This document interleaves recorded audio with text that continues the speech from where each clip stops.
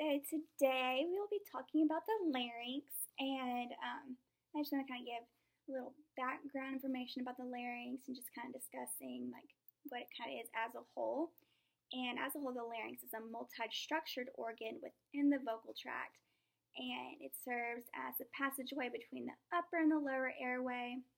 In the framework of the larynx, it will consist of bone, cartilage, muscles, membranes, ligaments, and mucosa.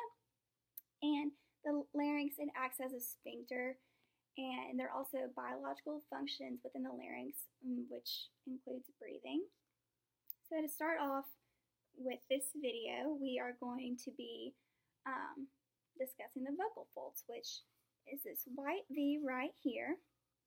And during the swallowing, the vocal folds, they will adduct, which means close. So they'll adduct tightly to be able to avoid penetration of food or liquids from entering the glottal space, and also its subsequence with aspiration from anything like getting within the glottal space. So they'll be able to close so no food or liquid enters.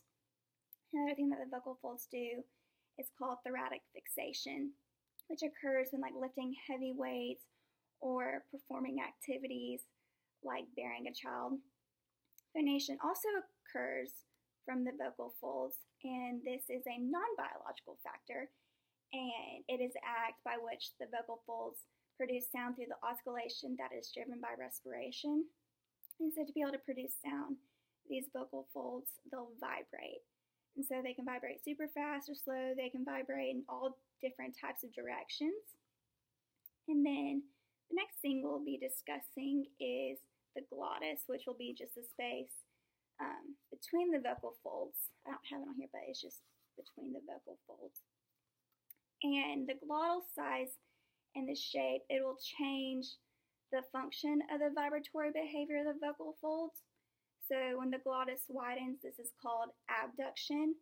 And when no airflow can flow through the glottis, this is called adduction. So abduction is opening and adduction is closing. Okay.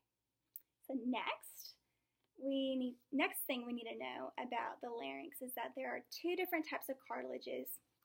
And these cartilages are called haline and elastic.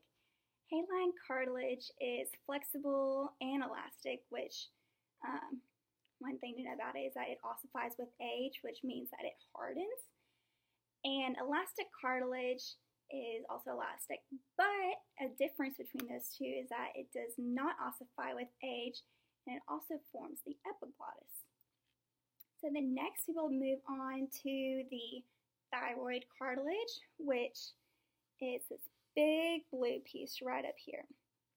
And it is the largest unpaired cartilage in the laryngeal framework, which is really cool. Another thing to know about this is that it can also be known as the Adam's apple. So, with this, for women, it is a lot wider, so kind of like this. But for men, it is more acute, so it's more pointy, which from this being more of at an acute angle, it is able to be more prominent in males. Next, we will be moving on to the cricoid cartilage, which is this big dark blue ring that is along right here. It is a single cartilage that is made up of haline tissue, and it is connected to the thyroid cartilage via the inferior horns, and I'll show you where it is connected right here. And it is also superiorly by the cricoid thyroid membrane.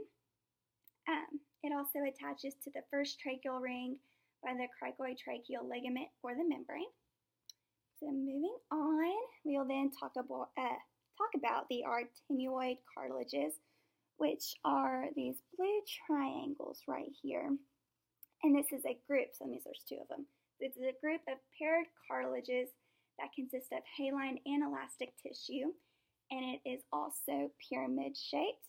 It has two main processes. It has a vocal process and a muscular process where posterior and lateral cricoid muscles attach.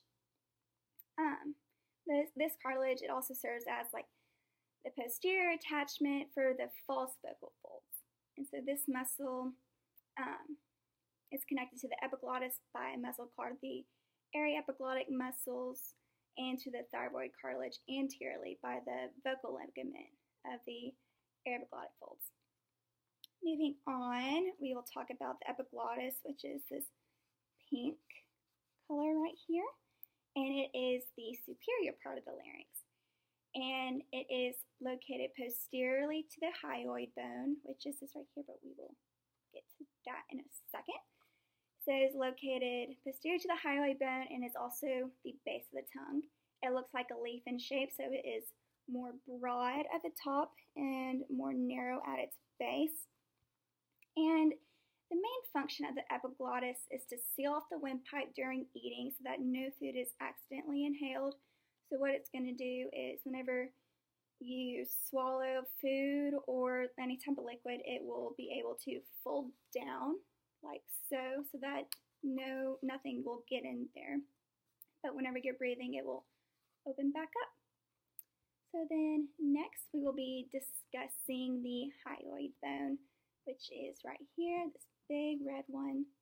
And it is the site for muscular attachments of the larynx via the hyoid and infrahyoid muscles. And this bone has no attachments to any other bones and is attached to the tongue via a ligament called the glossoepiglottic ligament. And also, fun fact, it is the only bone within the larynx. And like we said earlier, it doesn't attach to any other bones. So I thought that was kind of cool. Next, we will be discussing this part right here. And this is called the posterior cricoid-arytenoids, and this locates on the posterior surface of the cricoid lamina, and it courses up and forwards to insert the muscular process of the arytenoids. It rotates on a muscular process of the arytenoid cartilage posterior-medially and the vocal process laterally, and they also abduct the vocal folds. The lateral cricoid-tenoids are the yellow triangles right here, and it originates on the upper border of the anterior lateral arch of the cricoid cartilage. So it'll course up and back to insert the muscular process of the arytenoid cartilage. This muscular process will then rotate anterior laterally of the vocal fold process medially, and it will adduct the vocal folds by approximating the vocal process, so it will be able to close. And then next we have these right here, this green and orange part. The green's a little harder to see, but this is the part we're talking about. And these are the inner arytenoids. So first we'll be talking about the orange part right here, and this is the oblique fibers. And they have their origin on the posterior lateral surface of the arytenoid cartilage, and these course diagonally to insert near the tip of the opposite arytenoid cartilage.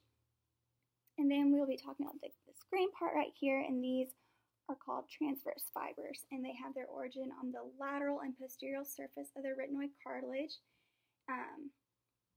They course horizontally to insert to the lateral and posterior surface of the opposite arytenoid cartilage.